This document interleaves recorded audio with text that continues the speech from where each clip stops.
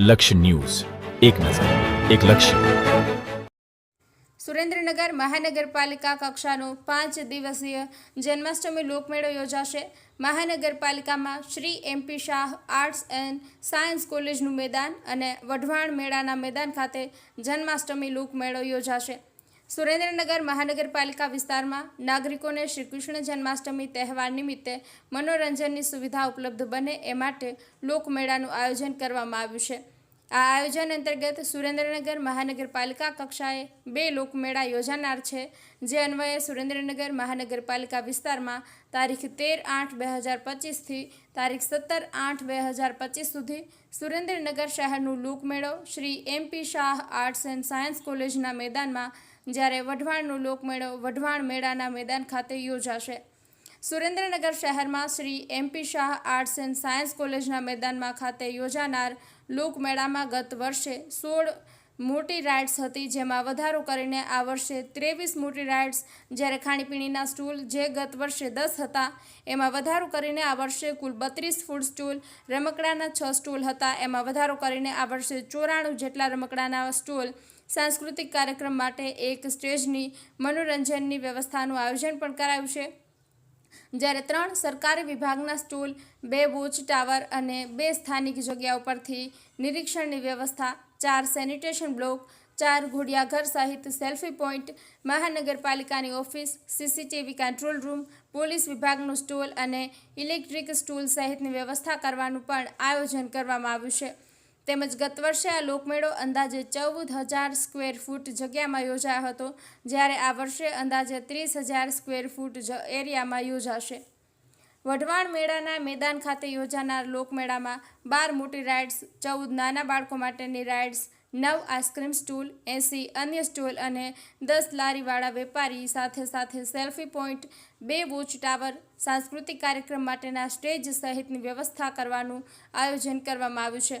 આ ઉપરાંત જન્માષ્ટમી લોકમેળાનું ટેન્ડર પણ જાહેર કરવામાં આવ્યું છે, જેમાં સુરેન્દ્રનગર મહાનગરપાલિકાના Shri MP Shah arts and science કોલેજના મેદાન અને વઢવાણ મેળાના મેદાન એમ બંને મેદાન માટે મેદાન દીઠ ₹61 લાખ અપસેટ પ્રાઇઝ રાખવામાં આવી છે.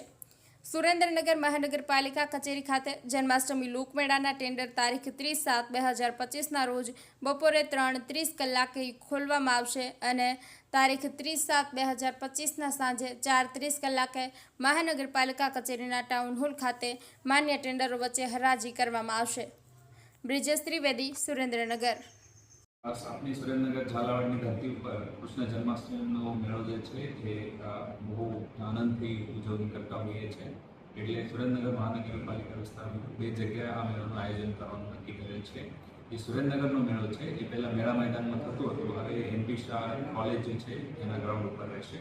અને વઢવાણનો મેળો જે છે એ જે જૂની જગ્યાએ હતું એ જગ્યાએનું આયોજન અમે કરી રહ્યા છીએ. આ આયોજન 13 થી 17 તારીખ ઓગસ્ટ દરમિયાન થશે.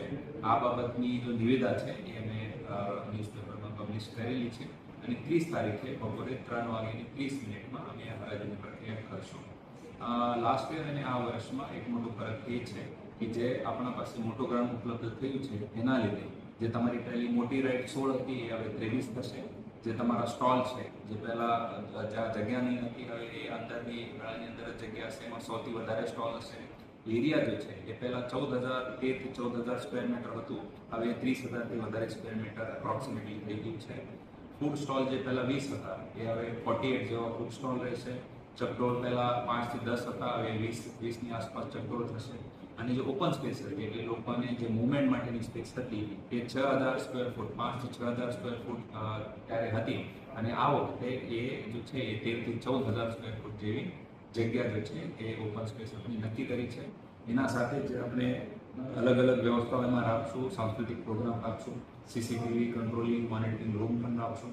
એમાં જુદા જુદા સરકારના વિભાગો છે એના પણ સ્ટોલ અમે ત્યાં ઊભા કરીશું. તો આ હરાજીમાં સુરેન્દ્રનગર ઝાલાવાડ વિસ્તારના જેટલા પણ મેળા આયોજકો છે એ આવીને આ બાબત ઇન્વોલ્વમેન્ટ કરી આ બાબત અમારી રચી છે.